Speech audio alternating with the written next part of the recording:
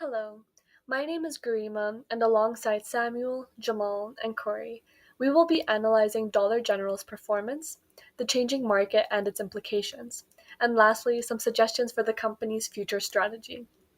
Firstly, let's talk about what Dollar General is. Dollar General is a company similar to that of grocery stores like Walmart, and it's known for its brand of convenience and affordability. In regards to the positioning and fit, in remote locations such as Faith and Haven, there is very limited competition. Larger corporations are not enticed to operate in these remote areas due to limited opportunities to earn revenue. Any competition that is existing in these remote locations tend to be far from consumers and therefore unpreferred. In more urban locations, however, Dollar General tends to be positioned in areas with higher rates of poverty. This allows them to have a consistent consumer base due to their affordability. Now, let's take a look at the five forces model. In regards to the rivalry between competitors, there is not much existing competition. Even if there are other bigger grocery stores located nearby, locals tend to prefer Dollar General due to the cheaper prices and convenience, which pushes grocery stores out of business. The company also has less expenses to operate, allowing it to succeed in remote areas. There is not much of a risk of new entrants in these remote areas Dollar General tends to be positioned in due to limited opportunities to earn revenue.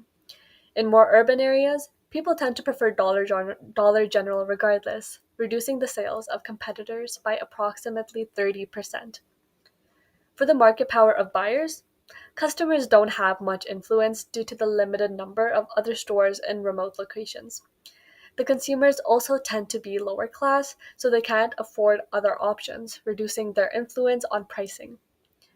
Dollar General, on the other hand, has a lot of market power due to their large success in these specific locations. Many manufacturers may even give the company better deals compared to other stores. Lastly, there is a very low risk of substitution due to the consumer's base inability to afford other options and positioning in remote areas. Next, let's take a look at the VRIO framework. Dollar General tends to be highly valuable due to their accessibility and affordability in more remote locations and less wealthy demographics. The success of Dollar General in rural areas is rare considering the many large chains that have failed.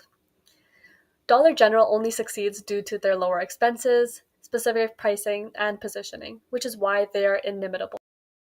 Lastly, Dollar General incorporates consumer data and logistics to shape their managerial decisions, making them very organized and tactical.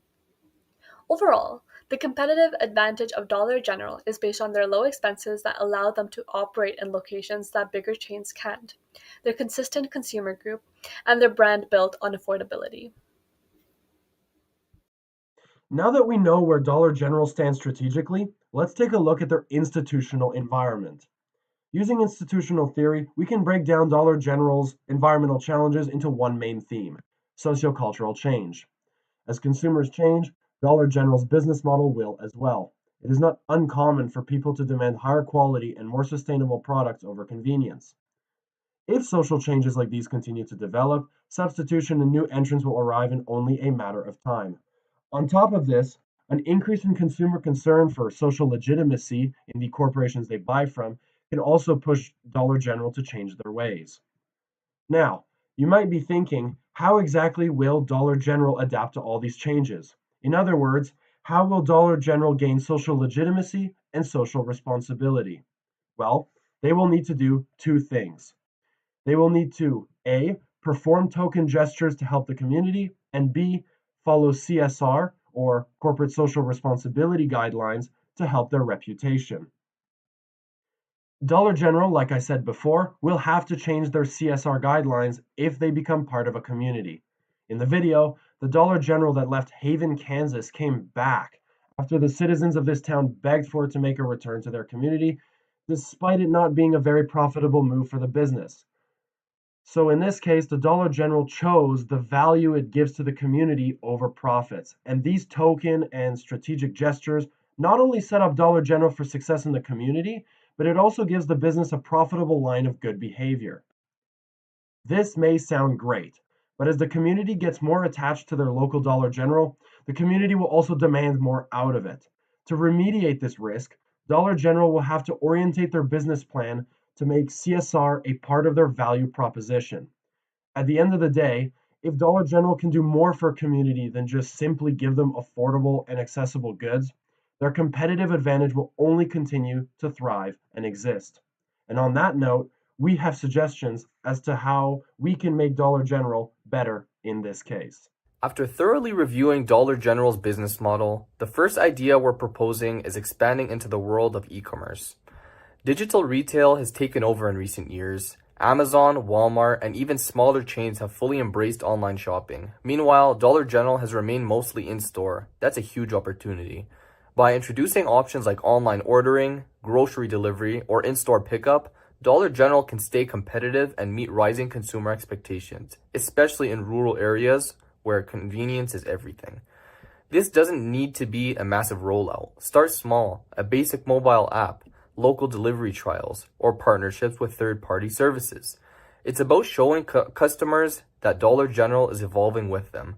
Entering e-commerce isn't just about keeping up. It's about opening the door to new revenue, stronger loyalty, and a future-ready brand that stays relevant in a fast-changing market. And the second idea we thought of is introducing more healthy food choices and nutritional options at Dollar General stores. Dollar General already plays a major role in many rural and undeserved communities, often being one of the only easily accessible retailers in town. But currently, the food options are mostly processed, high in sodium, and lacking in fresh, nutritious choices.